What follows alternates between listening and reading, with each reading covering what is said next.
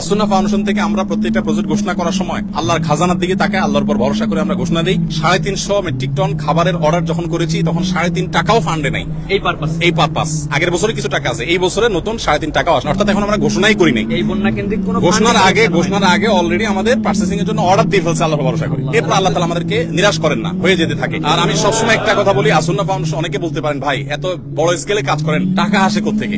আপনারা অবাক হবেন যে গত 24 ঘন্টায় 3 লক্ষের বেশি ডিলিংস হয়েছে, অর্থাৎ 3 লক্ষের বেশি ট্রানজাকশন হয়েছে।